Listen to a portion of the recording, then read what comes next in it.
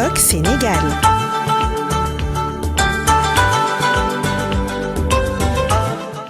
Ils ont tiré la sonnette d'alarme, mais bon, voilà, il le faut. Hein. Il le faut. Sinon, tu as froid.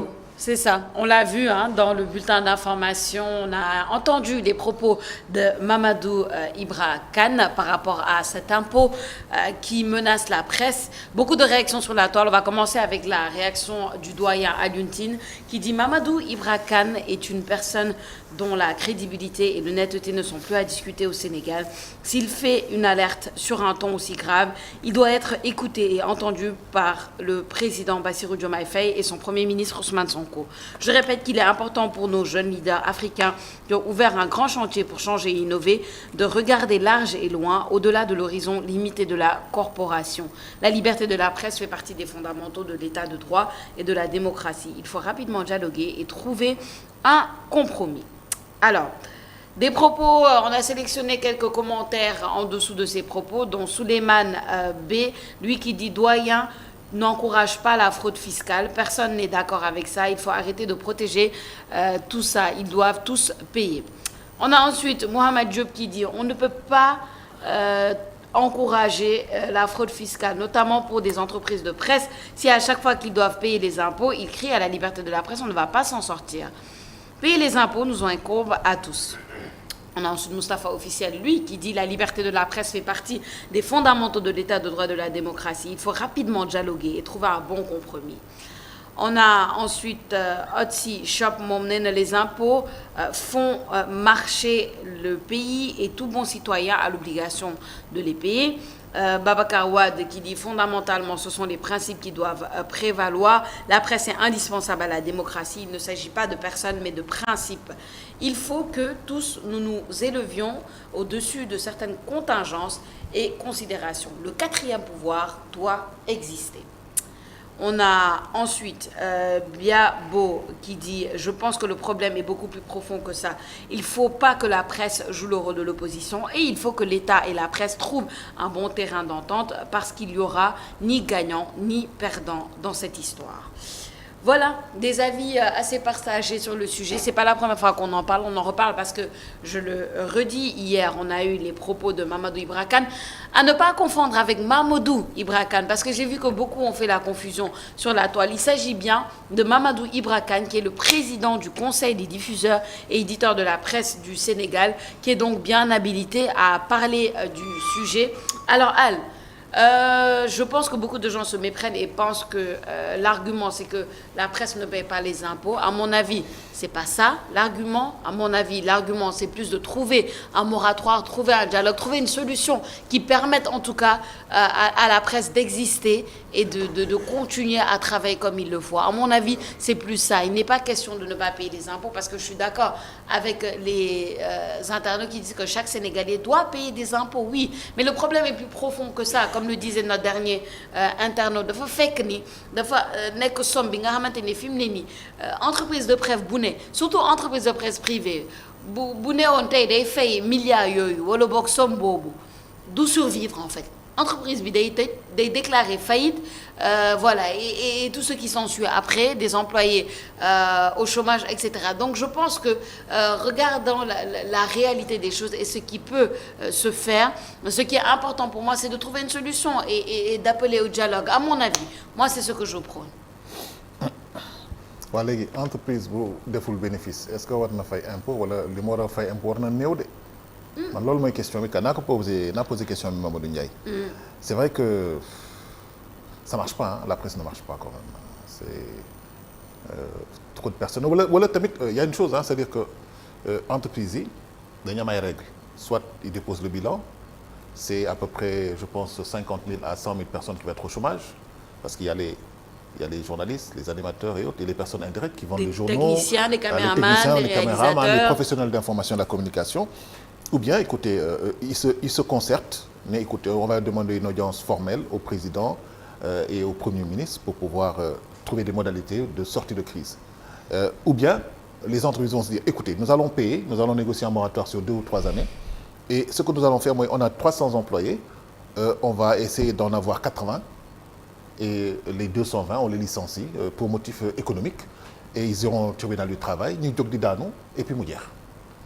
voilà léegi nag responsabilité wu état dafa engagé wu soit c'est le bâton ou bien ñu toog rek waxtaanee ko trouver solution bu nga xam ni mën na tax les entreprises de presse effectivement qu'ils aient aussi la culture de payer les impôts comme parce que kenn mënu leen ko baal parce que ñun ñëpp soo jëndee sa jumbo jënd sa essence jënd lépp loo mënti jënd y a la TVA qui est appliquée 18%.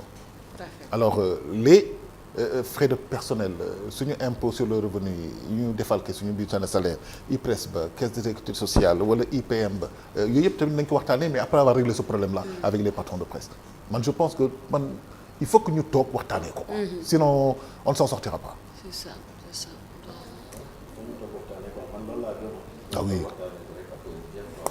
Je suis pas un expert ci wàllum impôt et cetera mais ce qui est sûr et certain c'est que aujourd'hui ils doivent en discuter dialoguer jéem a xool les solutions les possibilités en fait yoo xamante ne mën nañ ko envisager par rapport ak impôt bi nga xamante ne ñoom nee nañu amel nañu ko état bu Sénégal je pense que loolu la ñu war a def parce que boo seetloo armistice bi sax bi ñu koy signé c'était ça en fait de base c'était un dialogue boo xamante ne tegoon nañ ko donc du coup il y a pas une autre solution bu dul dialogue quoi dañ ko waxtaanee rek après ñu jéem a trouver des solutions mais solution boo xamante ne du gaañ entreprise bi du gaañ travailleurs yi du gaañ itam état parce que bu ñu fàttali ko bu baax wàllum impôt moom l'important c'est en fait ça permet un peu à l'état de pouvoir poursuivre ses politiques publiques donc le sens de l'impôt c'est ça dans le fond donc je pense que nañ waxtaanee jéem a xool la solution la plus adéquate en fait pour gérer un peu ce problème. Mais écoute, je le disais sur ce plateau la semaine dernière, je vais le répéter. Je peux poser une question. Mais qu'est-ce qui peut motiver le fait que l'État bi dëgër quoi mais il faut ngeen fay sa impôt. Ça aussi, c'est un débat. Man loolu laa bëgg a xam en fait. Et ne pas oublier, bon, il y a certains comptes soi-disant qui ont été bloqués, etc. Ça, je ne maîtrise pas personnellement parce que je sais que am na lu bëri yi nga xamante ni mi ngi ci biir yi nga xamante ni peut-être ce serait dangereux de se glisser sur ce terrain-là parce qu'on ne maîtrise pas forcément les tenants et les aboutissants. Il y a certains organes de presse, etc. Mais pour man, les solutions, je l'ai dit la semaine dernière, je vais le redire cette semaine. Il faut que, forcément, il doit y avoir dialogue. Parce qu'il y a incompréhension. Si chacun tire sur sa corde, voilà, du fenn, au fait. Donc, pour moi, forcément, il faut qu'il y ait dialogue et peut-être négociation. Maintenant, le dialogue et les négociations doivent se passer en toute transparence. Je pense que c'est ça qui est important. Quand je dis en toute transparence, wax naa ko la semaine dernière, les entreprises, toute entreprise est régie par des normes et des lois. Les entreprises de presse aussi doivent être régies par des normes et des lois claires, précises et transparentes. Maanaam am na loo xamante ni war na entreprise de presse, war na patron de presse, war na comme man li may jógee di def sama liggéey. Je me lève chaque matin pour faire mon travail, que ce soit à la télé, à la radio, etc. Chacun a des normes à respecter pour pouvoir. Il y a d'abord des devoirs, ensuite il y a des droits. Voilà, quand je parle de transparence, chaque entreprise de presse doit respecter ses normes et ses lois, que ce soit l'impôt, que ce soit la cotisation à l'IPRES, que ce soit, etc., etc. Tout ce que nous devons justement respecter, on doit le respecter. Loolu su weesoo nag, les négociations peuvent se faire sur ces bases-là, voir comment étaler, comme tu le dis, comment voir peut-être si c'est possible de faire un moratoire, si c'est possible je sais pas moi, de voir un pourcentage à payer avant tel, etc. Toutes les astuces sont là.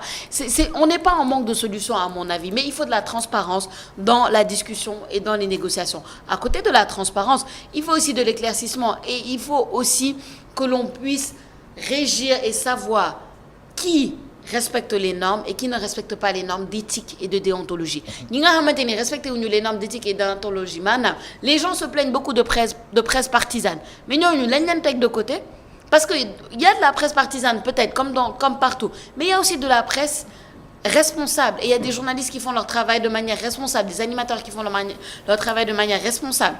Mais pour ces gens-là, on ne doit pas forcément les mettre dans tout le lot et dire, parce que j'ai vu beaucoup de commentaires comme ça, de toute façon, presse bi, on joue rôle opposition, presse bi, rôle d'FG. Mais pourquoi mettre tout le monde dans le même panier? Et ils acceptent que quand une certaine presse tire sur le pouvoir, quand des autres veulent être neutres, non, soo farulee rek c'est parce que tu as ça aussi c'est un problème. C'est un problème. C'est un problème. Donc il faut faire le tri. Ñu xam exactement kan moo bokk fan qu'on régisse ça, qu'on régularise et que ça se fasse en toute transparence. Pour man loolu mooy solution. Tout simplement. Je pense qu'on est en face tous les trois. Voilà. C'est ça la réalité. Il faut ñu waxtaanee ko. Rose Lafleur. instant bi moom nii xale yi naan nelawatuñu ba yaandoor parce que secteur la boo xamante ni y a tellement de jeunes yoo xamante ni ñu ngi ciy liggéey ñu ngi ci suturloo alors là ñu bëri tamit tiit nañ ci seen avenir nañ bàyyi xel en tout cas jeunes yi nga xamante ni ñu ngi liggéey nga xëy nar a sonal benn boîte après ñooñu dañuy nekk dooleeku ci taux de chômage bi nga xamante ni depuis temps Ablaye ba tey ñu ngi wut solution pour wàññi ko amuñu solution day gën a yokkuwaat rek te comme ñoom bon dañoo ñëw pour trouver solution yi nañ yàlla baax na nañ ci bàyyi xel rek. xam nga dañu naan chaque fois les employés se disent que bon écoute le top management chaque fois dañuy use dañu am ay privilèges wala dañuy nax wala peut-être ils sont pas transparents et tout ça c'est bien beau d'avoir ce discours mais ils ont créé quand même des emplois qui te permettent d'être rémunéré chaque fin de mois su fekkee ni problème dafa am communication dafa baax c'est clair mais tamit il faut pas oublier une chose c'est-à-dire qu'on est étroitement lié à cette boîte-là sa survie dépend du travail de chacun c'est un travail à la chaîne oui. Moi je pense que ces patrons de presse yi nga xam ne dañu leen di ñaañ waaw am nañu 1 mois 2 mois 5 mois 6 mois 7 mois ils font tout pour faire marcher leur business c'est leur business hein et nous en sommes des acteurs maintenant mu nekk ak pouvoir ba ñu nekk ak pouvoir dina am benn moment boo xam ni les gens se disent écoute quand on est avec le pouvoir c'est la benn affaire les patrons de presse ils sont cool nice tant que les trucs sont payés à temps tout ça mais dès qu'un régime part beneen ñëw y a un blocage rek les gens se disent ouais dañu def li leen neex dañu def lii dañu def lële est-ce que rapport boobu tamit entre les employés et le top management des structures de presse est-ce que tamit est-ce que waruñu ko waxtaanee.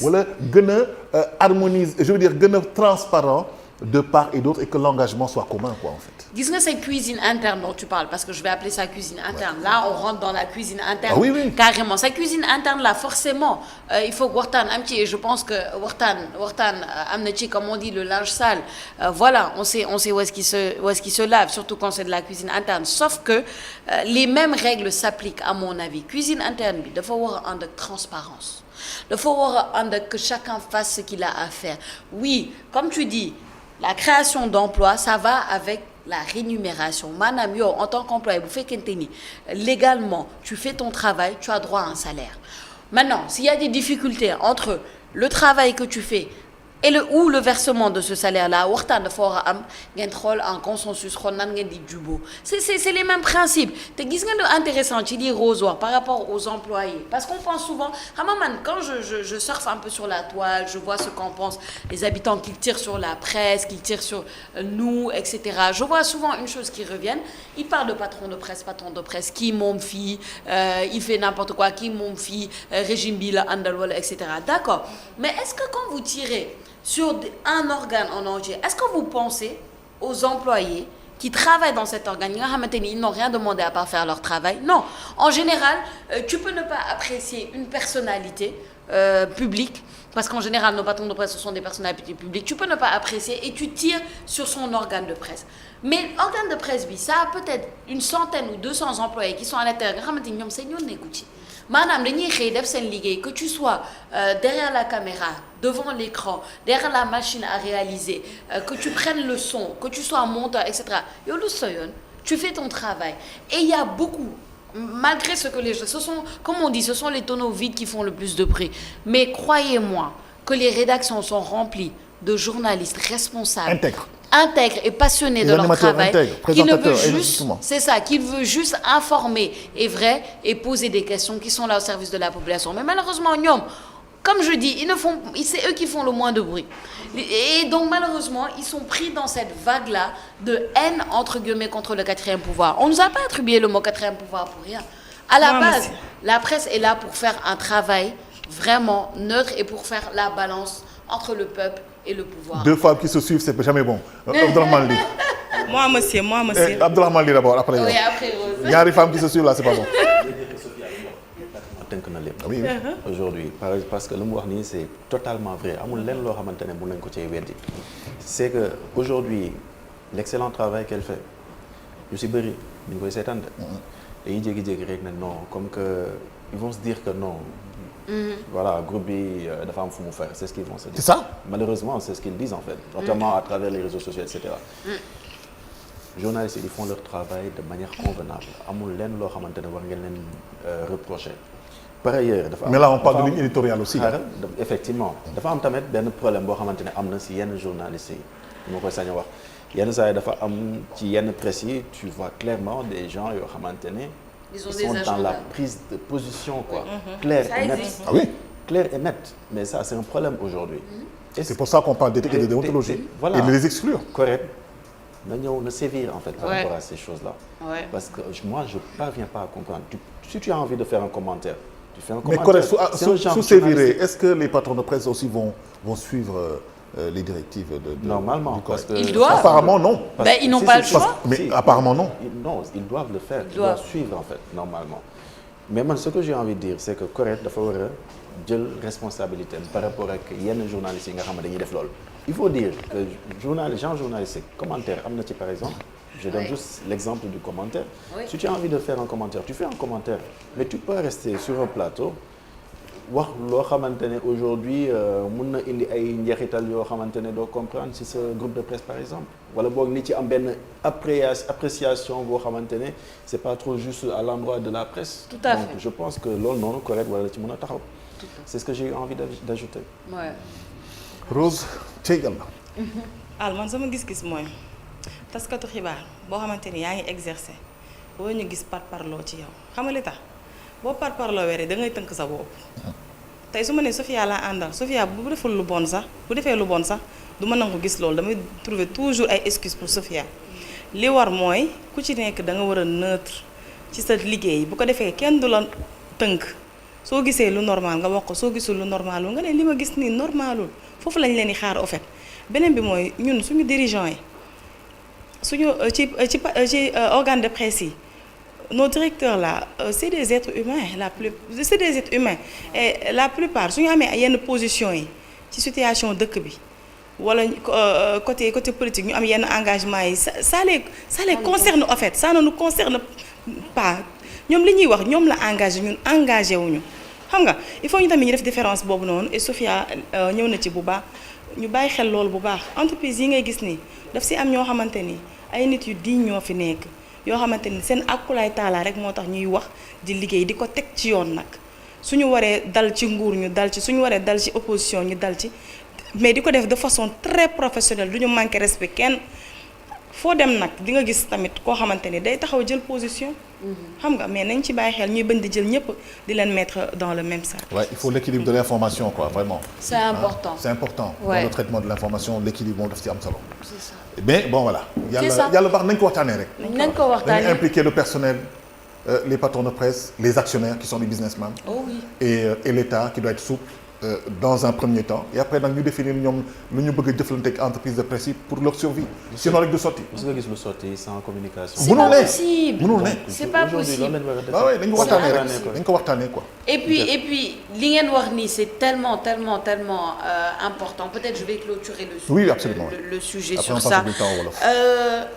xam nga non ça me fait même sourire un peu surtout ce que Abdou Armani est-ce que mos nga gis lu sotti sans communication. Donc.